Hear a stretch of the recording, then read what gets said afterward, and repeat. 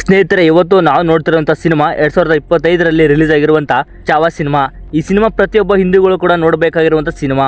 ಈ ಸಿನಿಮಾ ಛತ್ರಪತಿ ಶಿವಾಜಿಯ ಮಗ ಸಂಭಾಜಿಯ ಒಂದು ಕಥೆಯನ್ನ ಹೊಂದಿದೆ. ಛತ್ರಪತಿ ಶಿವಾಜಿ ಹಿಂದೂ ಸ್ವರಾಜ್ಯವನ್ನ ಕಟ್ಟಲಿಕ್ಕೆ ಎಷ್ಟು ಕಷ್ಟಪಟ್ಟಿದ್ದಾನೆ, ಅವನ ನಂತರ ಕೂಡ ಅವನ ಮಗ ಸಂಭಾಜಿ ಮಹಾರಾಜ ಕೂಡ ಅದನ್ನ ಹೇಗೆ ಕಂಟಿನ್ಯೂ ಮಾಡ್ತಾನೆ ಅನ್ನೋದನ್ನ ಸಿನಿಮಾದಲ್ಲಿ ತೋರಿಸಿದ್ದಾರೆ. ಚಾವಾ ಸಿನಿಮಾ. ಚಾವಾ ಅಂದ್ರೆ ಸಿಂಹದ ಮರಿ ಅಂತ. ಸರಿ, ಸಿನಿಮಾವನ್ನ ಸ್ಟಾರ್ಟ್ ಮಾಡೋಣ. ಅದಕ್ಕಿಂತ ಮುಂಚೆ ಯಾರಾದ್ರೂ ನಮ್ಮ ವಿಡಿಯೋನ ಫಸ್ಟ್ ಟೈಮ್ ನೋಡ್ತಾ ಇದ್ರೆ ಈಗಲೇ ಸಬ್ಸ್ಕ್ರೈಬ್ ಮಾಡ್ಕೊಂಡ್ಬಿಡಿ. ಇದೇ ರೀತಿಯ ಹೊಸ ಹೊಸ ಸಿನಿಮಾಗಳನ್ನ ನಾನು ನಿಮ್ಮ ಮುಂದೆ ತರ್ತಾ ಇರ್ತೀನಿ. ಸರಿ, ಸಿನಿಮಾವನ್ನ ಸ್ಟಾರ್ಟ್ ಮಾಡೋಣ. ಸಿನಿಮಾದ ಸ್ಟಾರ್ಟಿಂಗ್ ಅಲ್ಲಿ ಮೊಘಲ್ ದೊರೆ ಔರಂಗಜೇಬ್ ಛತ್ರಪತಿ ಶಿವಾಜಿಯನ್ನ ಎದುರಿಸಲು ಸಾಧ್ಯವಾಗದೆ ಶಿವಾಜಿಯಿಂದ ಪ್ರತಿಯೊಂದು ಯುದ್ಧವನ್ನ ಸೋತಿರ್ತಾನೆ. ಅದೇ ಸಮಯಕ್ಕೆ ಒಬ್ಬ ವ್ಯಕ್ತಿ ಅಲ್ಲಿರುವ ಎಲ್ಲರಿಗೂ ಒಂದು ಸಿಹಿ ಸುದ್ದಿ ತಗೊಂಡು ಬರ್ತಾನೆ. ಏನಂದ್ರೆ ಔರಂಗಜೇಬನಿಗೆ ಛತ್ರಪತಿ ಶಿವಾಜಿ ನಿಧನ ಹೊಂದಿದರಂತೆ ಅಂತ ಹೇಳ್ತಾನೆ. ಅಲ್ಲಿದ್ದ ಮೊಘಲರು ತುಂಬಾ ಖುಷಿ ಪಡ್ತಾರೆ. ಆದ್ರೆ ಔರಂಗಜೇಬ್ ಒಂದು ಕಡೆ ಸಂತೋಷ ಆದ್ರೆ ಇನ್ನೊಂದು ಕಡೆ ದುಃಖ ಪಡ್ತಾ ಇರ್ತಾನೆ. ಔರಂಗಜೇಬ್, ನಾನು ಶಿವಾಜಿ ತರ ಶೂರ ಪರಾಕ್ರಮ ವೀರನನ್ನ ಎಂದೆಂದಿಗೂ ನೋಡಿರಲಿಲ್ಲ. ಇನ್ನು ಮುಂದೆ ಅವನ ತರ ಯಾರು ಹುಟ್ಟೋದಿಲ್ಲ.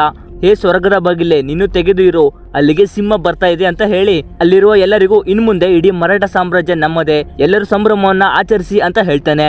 ಇನ್ನೊಂದು ಏನಂದ್ರೆ, ಶಿವಾಜಿ ಮಗ ಸಂಭಾಜಿ ಇರುವುದು ಅವನಿಗೆ ಗೊತ್ತಿರೋದಿಲ್ಲ.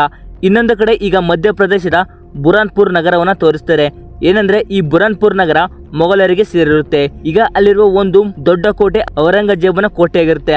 ಆದ್ರೆ ಈಗ ಅವನು ಅಲ್ಲಿರದೆ ದೆಹಲಿಯಲ್ಲಿ ಇರ್ತಾನೆ. ಈಗ ಅಲ್ಲಿರೋದು ಕಾಂಜಮನ್ ಎನ್ನುವ ದೈತ್ಯ ಸೈನಿಕರ ಲೀಡರ್. ಮತ್ತೆ ಅಲ್ಲಿನ ಎಲ್ಲ ಸೈನಿಕರು ಶಿವಾಜಿಯ ಸಾವಿನ ಸುದ್ದಿ ಕೇಳಿ ಖುಷಿ ಪಡ್ತಾ ಇರ್ತಾರೆ. ಕಾಂಜಮಾನ್ ಅಲ್ಲಿ ಮಸಾಜ್ ಮಾಡಿಸ್ಕೊಳ್ತಾ ಇರ್ತಾನೆ. ಅವನು ಯಾಕೋ ಯಾವುದೇ ಯುದ್ಧ ಮಾಡದೆ ದೇಹ ಬಾರದ ರೀತಿ ಆಗ್ತಾ ಇದೆ ಅಂತಾನೆ. ಅದೇ ಸಮಯಕ್ಕೆ ಮರಾಠರು ಆ ಕೋಟೆ ಮೇಲೆ ಆಕ್ರಮಣ ಮಾಡಕ್ಕೆ ಬರ್ತಾ ಇರ್ತಾರೆ. ಇದನ್ನ ನೋಡಿದ ಒಬ್ಬ ಸೈನಿಕ ಅವರಿಗೆ ಹೇಳ್ತಾನೆ, ಅವರು ದೂರದಿಂದ ನೋಡಿದ್ರೆ ಅಲ್ಲಿ ಕುದುರೆಗಳು ಮಾತ್ರ ಬರ್ತಾ ಇರ್ತವೆ, ಆದ್ರೆ ಯಾರು ಕಾಣೋದಿಲ್ಲ. ಏನಂದ್ರೆ, ಮರಾಠ ಸೈನಿಕರು ಈಗಾಗಲೇ ಬೇರೆ ದಾರಿಯ ಮೂಲಕ ಬುರಾನ್ಪುರ್ ಒಳಗಡೆ ಬಂದಿರ್ತಾರೆ. ಈ ಕಡೆ ಮೊಘಲರು ಕೂಡ ಯುದ್ಧಕ್ಕೆ ಸಿದ್ಧ ಆಗ್ತಾರೆ. ಇದೇ ಸಮಯಕ್ಕೆ ನಮ್ಮ ಶಿವಾಜಿಯ ಪುತ್ರ ಸಂಭಾಜಿ ಮಹಾರಾಜನ ಎಂಟ್ರಿ ಆಗುತ್ತೆ. ಸಂಭಾಜಿ ಮಹಾರಾಜ ತನ್ನ ಯುಕ್ತಿಯ ಮೂಲಕ ಯುದ್ಧವನ್ನ ಮಾಡ್ತಾ ಇರ್ತಾನೆ. ಮೊಘಲರು ಅವರನ್ನ ತಡೆಯಕ್ಕೋಸ್ಕರ ಅಡ್ಡ ಬಾಗಿಲುಗಳ ರೀತಿ ಇರುವ ಕಂಬಗಳನ್ನ ನಿಲ್ಲಿಸ್ತಾರೆ. ಮರಾಠರ ಎಲ್ಲಾ ಕುದುರೆಗಳು ನಿಂತರೆ, ಆದ್ರೆ ಸಂಭಾಜಿ ಮಹಾರಾಜ ಆರಿ ಬರ್ತಾನೆ. ಇದನ್ನ ನೋಡಿದ ಮೊಘಲರು ಶಾಕ್ ಆಗ್ತಾರೆ. ನಂತರ ಮೊಘಲರು ಮತ್ತು ಮರಾಠರ ನಡುವೆ ಯುದ್ಧ ನಡೆಯುತ್ತೆ. ಯುದ್ಧ ನಡೀತಾ ಸಂಭಾಜಿ ಸೈನ್ಯ ಗೆಲ್ಲುವಂತ ಸ್ಟೇಜ್ಗೆ ಬರುತ್ತೆ. ಆಗ ಅಲ್ಲಿಗೆ ಬಂದ ಕಾಂಜಮನ್ ಮತ್ತೆ ಸಂಭಾಜಿಯ ನಡುವೆ ಯುದ್ಧ ನಡೆಯುತ್ತೆ. ಆಗ ಕಾಂಜಮನ್ ಸಂಭಾಜಿಯನ್ನ ಮೋಸದಿಂದ ಒಂದು ಟ್ರ್ಯಾಪ್ ಒಳಗಡೆ ಬೀಳಿಸ್ತಾನೆ. ಅಲ್ಲಿಯೂ ಸುತ್ತಮುತ್ತ ಕತ್ತಲು ಇರುತ್ತೆ. ಸಡನ್ ಆಗಿ ಒಂದು ಬಲಿಷ್ಠ ಸಿಂಹ ಅವನ ಮೇಲೆ ದಾಳಿ ಮಾಡುತ್ತೆ.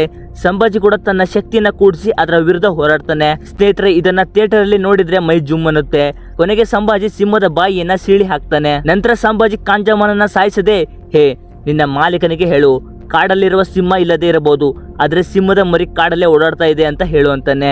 ನಿನ್ನ ಮಾಲೀಕ ಔರಂಗಜೇಬನಿಗೆ ಇದೆಲ್ಲ ಮಾಡಿದ್ದು ಛತ್ರಪತಿ ಶಿವಾಜಿಯ ಪುತ್ರ ಸಂಭಾಜಿ ಮಹಾರಾಜ ಅಂತ ಹೇಳು ಅಂತಾನೆ. ನನ್ನ ತಂದೆಯ ನಂತರ ಮರಾಠ ಸಾಮ್ರಾಜ್ಯಕ್ಕೆ ನಾನು ಇದ್ದೀನಿ. ಔರಂಗಜೇಬನಿಗೆ ಹೇಳು, ಮರಾಠ ಸಾಮ್ರಾಜ್ಯವನ್ನ ಮುಟ್ಟಕ್ಕೆ ಆಗಲ್ಲ. ಸಂಭಾಜಿ ಮಹಾರಾಜ ಇದನ್ನೇ ಹೇಳು ಅಂತ ಅವನನ್ನ ಬಿಟ್ಟು ಅಲ್ಲಿನ ಸಂಪತ್ತನ್ನ ಲೂಟಿ ಮಾಡಿ ಅಲ್ಲಿಗೆ ಬೆಂಕಿ ಹಚ್ಚಿ ಹೋಗ್ತಾರೆ. ಇನ್ನೊಂದು ಕಡೆ ಈ ವಿಷಯ ಔರಂಗಜೇಬನಿಗೆ ಗೊತ್ತಾಗುತ್ತೆ. ತನ್ನ ಸೈನಿಕರೊಂದಿಗೆ ಬುರಾನ್ಪುರ್ಗೆ ಬರ್ತಾರೆ. ಅಲ್ಲಿನ ಕೋಟೆಯನ್ನ ನೋಡಿ ಕೋಪ ಬಂದು ಕಾಂಜಮನನ್ನ ಕೂಡ ಸಾಯಿಸ್ತಾನೆ. ಅವರ ಸೈನಿಕರಿಗೆ ಸಿದ್ಧವಾಗಿ ಮರಾಠ ಸಾಮ್ರಾಜ್ಯದ ಮೇಲೆ ಯುದ್ಧವನ್ನ ಮಾಡಬೇಕು ಅಂತ ಹೇಳ್ತಾನೆ. ಇನ್ನೊಂದು ಕಡೆ ರಾಯಗಢ ಕೋಟೆಯಲ್ಲಿ ಶಿವಾಜಿ ನಂತರ ಅವರ ಮಗ ಸಂಭಾಜಿ ಮಹಾರಾಜ ಆಳ್ವಿಕೆ ಮಾಡ್ತಾ ಇರ್ತಾನೆ. ಸಂಭಾಜಿಯ ಪತ್ನಿ ಯೇಸುಬಾಯಿನ ಕೂಡ ತೋರಿಸ್ತಾರೆ.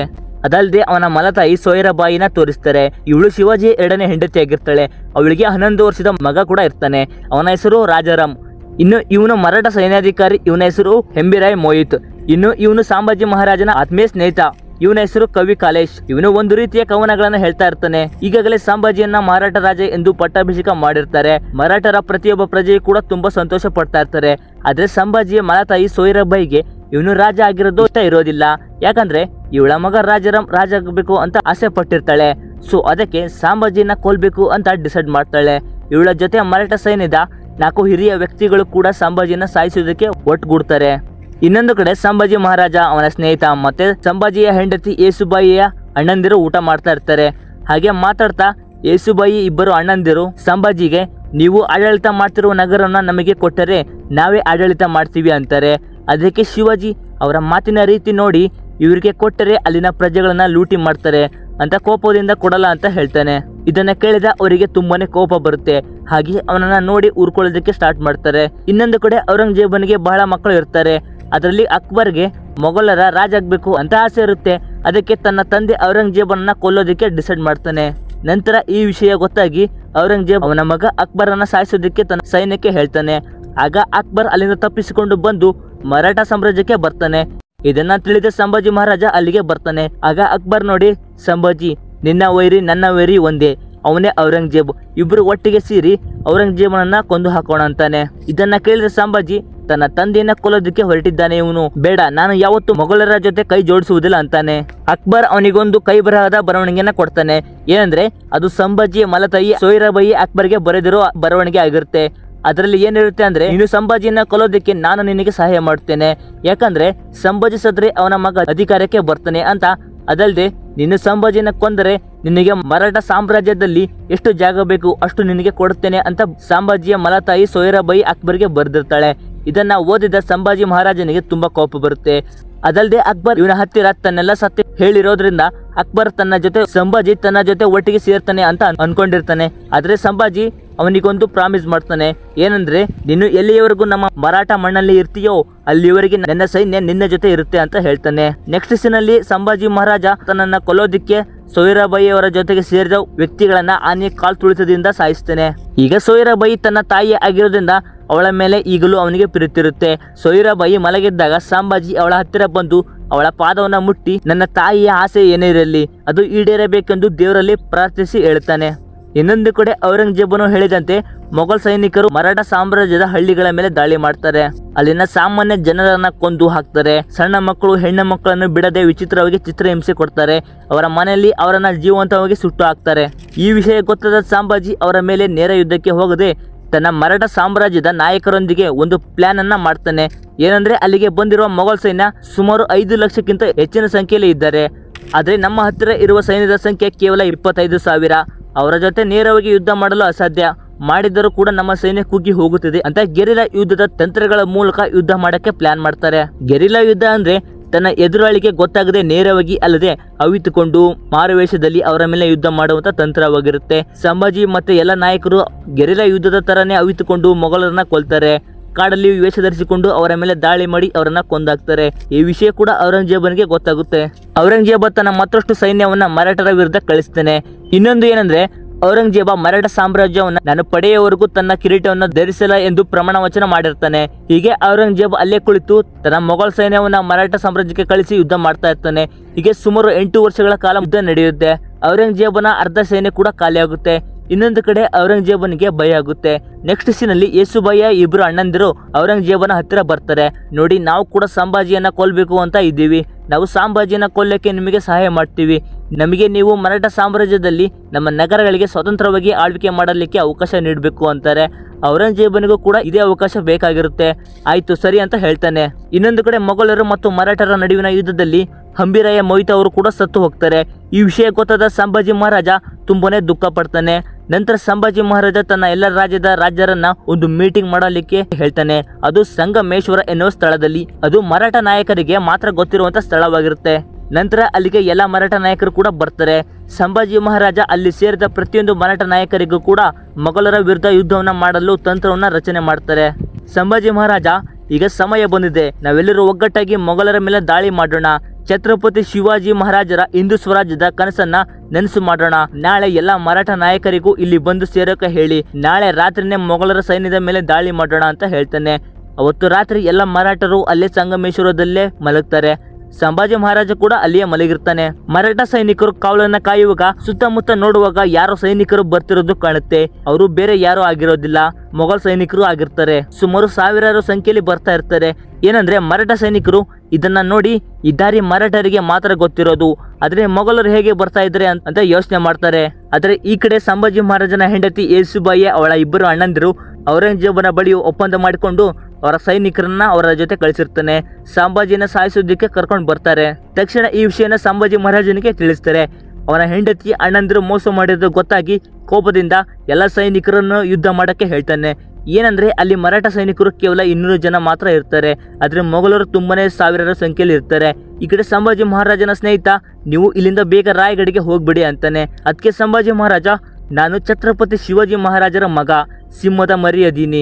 ಇಂಥ ಬೆಕ್ಕು ಮರಿಗಳಿಗೆ ಹೆದರಿ ನಾನು ಹೋಗುವುದಿಲ್ಲ. ರಾಯಗಢಗೆ ಹೋಗಿ ಇಲ್ಲಿ ನಡೆದ ವಿಷಯವನ್ನು ತಿಳಿಸಿ ಅಂತ ಅವನ ಸೈನಿಕರನ್ನ ಕಳಿಸ್ತಾನೆ. ಇನ್ನೊಂದು ಕಡೆ ಮೊಘಲರು ಒಳಗೆ ನುಗ್ತಾರೆ. ಸಂಭಾಜಿ ಕೂಡ ತನ್ನ ಶಕ್ತಿ ಮೀರಿ ಹೋರಾಡ್ತಾನೆ. ಮೊಘಲರು ಸುಮಾರು 5,000ಕ್ಕಿಂತ ಜಾಸ್ತಿನೇ ಜನ ಇರ್ತಾರೆ. ಆದ್ರೆ ಮರಾಠರು ಮಾತ್ರ 200 ಜನ ಇರ್ತಾರೆ. ಆದ್ರೆ 200 ಜನ ಇದ್ದ ಮರಾಠರ ಸೈನಿಕರು ಹಾಗೆ ಅವರ ನಡುವೆ ಯುದ್ಧ ಆಗ್ತಾ ಮರಾಠ ಜನರ ಸೈನಿಕರ ಸಂಖ್ಯೆ ಕಡಿಮೆ ಆಗ್ತಾ ಬರ್ತಾರೆ. ಆದ್ರೆ ಸಂಭಾಜಿ ಮಹಾರಾಜ ಮಾತ್ರ ತನ್ನೆಲ್ಲ ಶಕ್ತಿ ಮೀರಿ ಹೋರಾಡ್ತಾ ಇರ್ತಾನೆ. ಹಾಗೆ ಅವನ ಸ್ನೇಹಿತ ಕವಿ ಕಾಲೇಶ ಕೂಡ ಹೋರಾಡ್ತಾನೆ. ಸಂಭಾಜಿ ಸೈನ್ಯ ಖಾಲಿ ಆಗ್ತಾ ಬರುತ್ತೆ. ಆದ್ರೆ ಸಂಭಾಜಿ ಮಹಾರಾಜ ಒಬ್ಬನೇ ಮೊಘಲ್ ಸೈನಿಕರನ್ನ ಮುಟ್ಟಕ್ಕೆ ಬಿಡ್ತಾ ಇರಲ್ಲ. ಅಲ್ಲಿದ್ದ ಮೊಘಲ್ ಸೈನಿಕರಿಗೆ ಅವನನ್ನ ಹಿಡಿದುಕೊಳ್ಳಕ್ಕೆ ಆಗ್ತಾ ಇರಲ್ಲ. ಯೇಸುಬಾಯಿ ಅಣ್ಣಂದಿರು ಅವನನ್ನ ಸರಪಳಿಯಿಂದ ಹಿಡೀರಿ ಅಂತಾರೆ. ಅವನು ಹೇಳಿದಂತೆ ಮೊಘಲ್ ಸೈನಿಕರು ಸರಪಳಿಯಿಂದ ಹೇಗೋ ಕಷ್ಟಪಟ್ಟು ಅವನನ್ನ ಹಿಡಿದು ಸಂಭಾಜಿನ ಮತ್ತೆ ಅವನ ಸ್ನೇಹಿತ ಕಾಲೇಶನನ್ನ ಹಿಡಿದು ತಂದು ಇಬ್ಬರನ್ನ ಕಟ್ಟಿ ಹಾಕ್ತಾರೆ. ಅವತ್ತು ರಾತ್ರಿನೇ ಸಂಭಾಜಿಯ ಸ್ನೇಹಿತನನ್ನ ಕೊಂದು ಹಾಕ್ತಾರೆ. ನಂತರ ಔರಂಗಜೇಬ ಸಂಭಾಜಿಗೆ ನೀನು ಯುದ್ಧಕ್ಕೆ ಸೋತು ನನಗೆ ಶರಣಾಗು ಅಂತ ಹೇಳ್ತಾನೆ. ಅದಕ್ಕೆ ಸಂಭಾಜಿ ಇದನ್ನ ನಾನು ಒಪ್ಪೋದಿಲ್ಲ.